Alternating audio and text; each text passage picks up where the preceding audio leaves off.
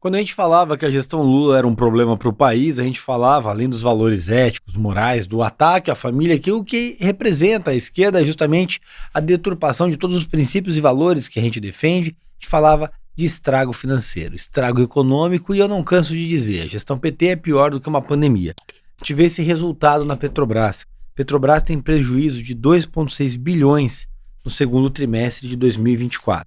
O resultado é 110% a mais, ou melhor, negativo, pior, até é difícil de explicar, do que o mesmo período em 23. Ou seja, o valor do prejuízo foi 110% acima do prejuízo já experimentado por nós em 2023 na gestão PT. O que acontece? O PT não consegue ser eficiente nem em manter as contas do governo, quanto mais em uma estatal. A gente sabe que a gestão Lula aparelha as estatais e traz ela para próximo do governo para manipular preço de mercado, para manipular a inflação, o governo, e naturalmente isso gera prejuízo, porque não trata a empresa como uma empresa, e sim como uma ferramenta do governo a serviço da sua popularidade, naturalmente gerando aumento do déficit e prejudicando os acionistas e prejudicando a economia do país como um todo. E aí, quando a gente fala de falta de foco e ineficiência de gestão, a gente vê essa notícia aqui. O governo Lula pede que o Google e a Apple incluam biometria no acesso ao e-mail. Eu fico pensando, por que o governo quer interferir em duas empresas privadas para obrigar os seus clientes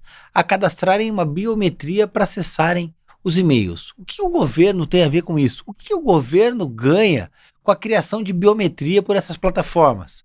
Talvez a política de dados ou uma política que o governo crie para fornecimento desses dados para que possa gerar acesso e manipular com as imagens das pessoas. Enfim, é tudo muito estranho. Isso soa realmente bastante conspiratório, porque não faz o menor sentido esse tipo de interferência. Aí vão dizer, mas é uma questão de segurança. Tá, mas é uma questão de segurança entre o provedor e o cliente. O governo não tem nada a ver com essa relação, não faz o menor sentido isso. Só que no meio disso, nós vemos essa outra informação aqui. Fórum Internacional anuncia a venda de dados de 39 milhões de brasileiros. A publicação traz uma amostra do que está sendo oferecido com informações sensíveis como endereço e telefone.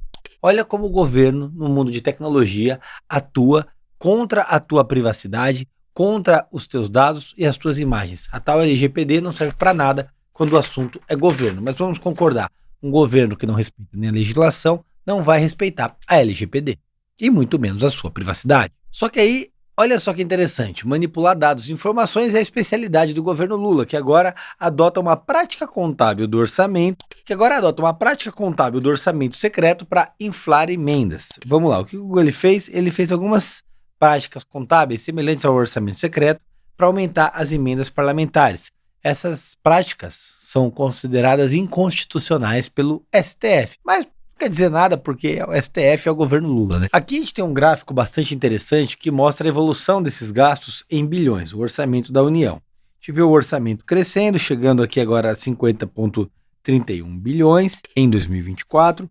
Esses gastos mostram que a própria Suprema Corte condena a ser uma atitude ilícita, pois serve para negociar aquelas emendas políticas, as intervenções políticas.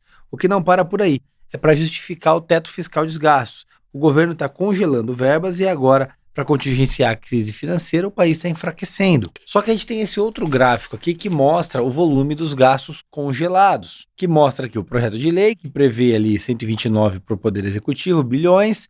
A gente vê o orçamento atual, que já joga para 120, e o congelamento de gastos, que seria para 111. Os cortes afetam hoje a manutenção da máquina pública e programas como farmácia popular, educação básica e ensino integral, que o Lula vem em rede nacional dizer que não cortou despesa, só para você ver o nível da mentira e da forma como ele manipula as informações do governo. Agora vamos falar de notícia boa.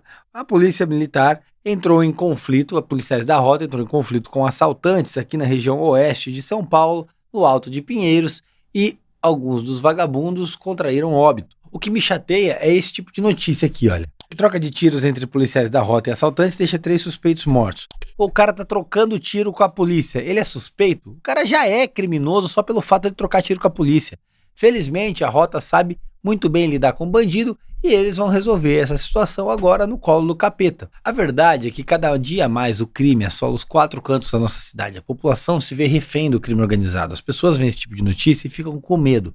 E aí vem a imprensa para passar pano para bandido, trata eles como suspeito, ao invés de tratar os policiais da Rota como heróis. E são heróis, porque combateram pessoas que estavam ali praticando assaltos, estavam invadindo residências e que felizmente foram abatidos pelo brilhantíssimo trabalho da Rota. E aí é importante destacar que a Rota e a PM como um todo, graças ao trabalho do Capitão Derrite e da Polícia Militar, tem conseguido combater com primazia o crime organizado. E antes de encerrar, vamos tocar num assunto chato. A gente viu aí ontem a queda de um avião na cidade de Vinhedo, uma cidade onde eu cresci e infelizmente até o avião caiu no bairro onde eu cresci, algumas casas para cima de onde eu morava. Quero deixar aqui o meu pesar, os meus sentimentos a todas as famílias, aos amigos das vítimas dessa tragédia e desejo sinceramente que as circunstâncias desse acidente sejam apuradas e se há alguma pessoa com culpa por isso, que seja punido. A gente não pode admitir mais que a negligência venha a ceifar a vida de brasileiros. 62 pessoas